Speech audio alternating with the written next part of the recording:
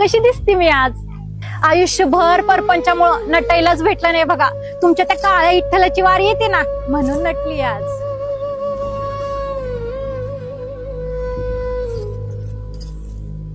बुवा, एक सांगाल का हो?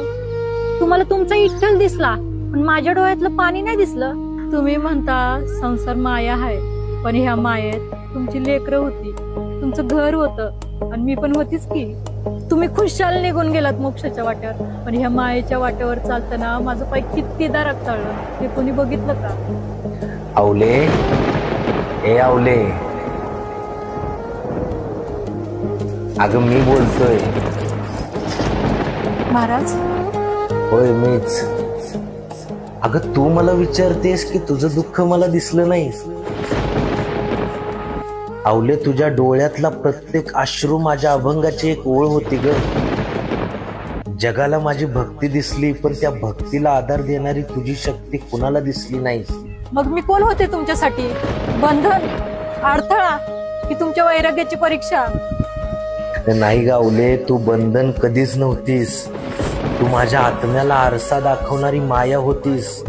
मी मूळ पुरुष आणि तू मूळ माया. आपल्या दोघांच्या संतुलनाशिवाय ही प्रकृती कशी चालणार?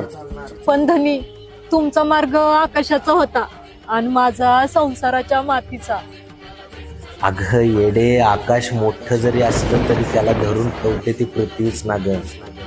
तुझा राग हा माझ्यावरचा द्वेष कधीच नव्हता, तो तुझ्या प्रेमाचा आक्रोश होता. मग बुवा, मी माया आहे का?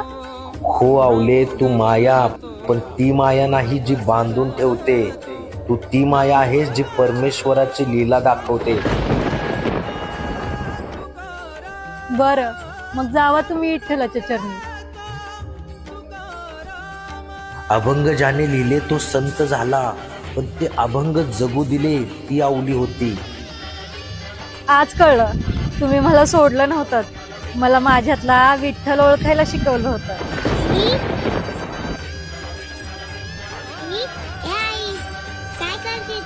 काही नाही ग बाळा, चल. एकाने परमात्मा शोधला, दुसरीने त्या शोधाला आधार दिला. पुरुष आणि माया, तुकोबाने आवली.